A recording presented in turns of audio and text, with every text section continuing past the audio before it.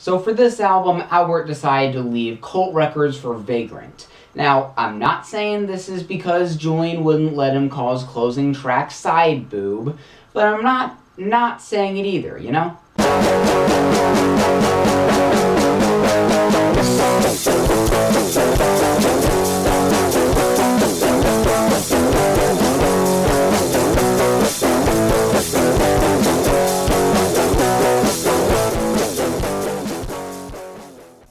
Hey everyone, welcome to another episode of Spin It Reviews, and today I'm going to be talking about the new album from Albert Hammond Jr. called Momentary Masters. Now, for those of you unfamiliar with his name, you might actually know him for his work as the lead guitarist in the famed garage rock band The Strokes. Personally, I've really enjoyed all their albums, not just the agreed-upon classics like Is This It and Room on Fire, but also their more polarizing stuff that came after that, like the more rough-edged First Impressions of Earth, the surprisingly 80s-inspired Angles, and the incredibly diverse and criminally underrated Come Down Machine. This also goes for the album that the frontman of this band, Julian Casablancas, put out with his new band, The Voids, in 2014 called Tyranny, which showed him definitely going more balls to the wall with the experimentation, even compared to an album like Come Down Machine. So when I heard another member of the band was also going into solo stuff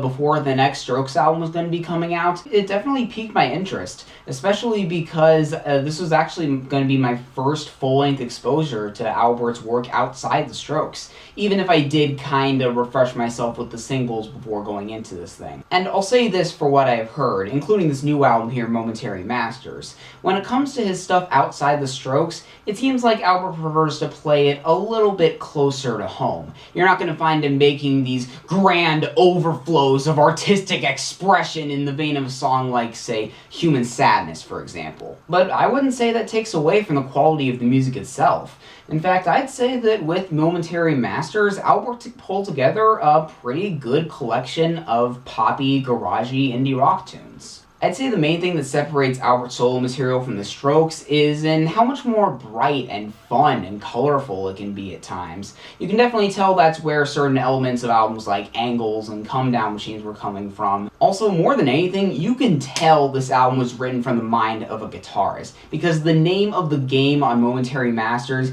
is guitar melodies. Guitar melodies on top of more guitar melodies on top of bass melodies, which sound like guitar melodies, all centered around vocals, which can sometimes mimic the guitar melodies. If you see this guy live, then I can pretty safely guess that if he doesn't go with any backing tracks, there's going to be at least 3 guitarists on that stage, including him. The lead single, Born Slippy, comes right out of the gate with this, if you pick up all the little subtleties. There's palm power chords, jangly leads, and even this almost tropical sounding part that reminds me a lot of Angles' opener Machu Picchu, all contributing their own little hooks into an already infectiously written song. Meanwhile, we get some wonderfully fuzzy staccato garage rock in the form of Caught by My Shadow, which gets especially First Impressions of Earthy as the chorus rolls around and sounds great. Then there's the other main single from this thing, Losing Touch, which I'm getting a real classic Cars vibe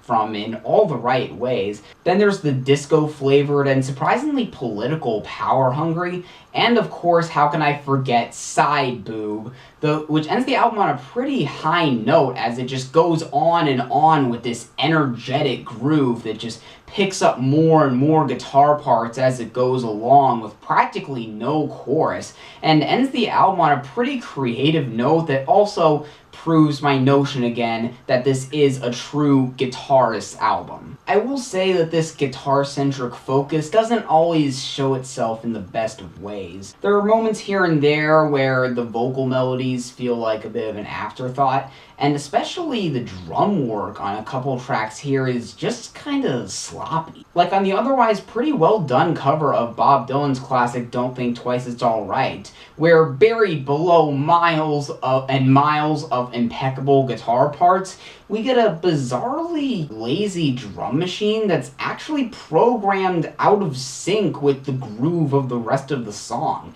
It's a little thing, but once you notice it, it can get pretty distracting. Same goes for the second second half of the song Touché, where all of a sudden the kick drums get like completely off beat, and it stays that way for the rest of the song.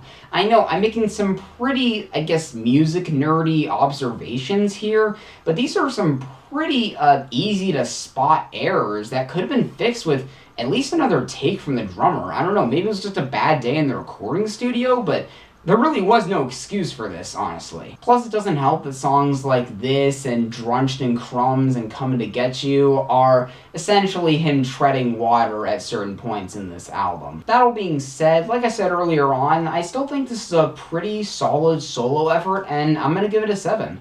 Now, I wouldn't call it an essential listen by any means, but if you're a Strokes fan and you want to hear more of Albert's great distinct guitar work in the form of some pretty catchy tunes, then I'd definitely recommend giving this thing a listen. So if you guys have heard this album, what do you think about it? Do you agree with what I just say? Do you disagree? Have any feedback about the channel in general? Let me know in the comments down below. Share this around with anyone who might be interested, like the Facebook page in the description for updates, and hopefully I'll see you in the next episode of Spin It Reviews.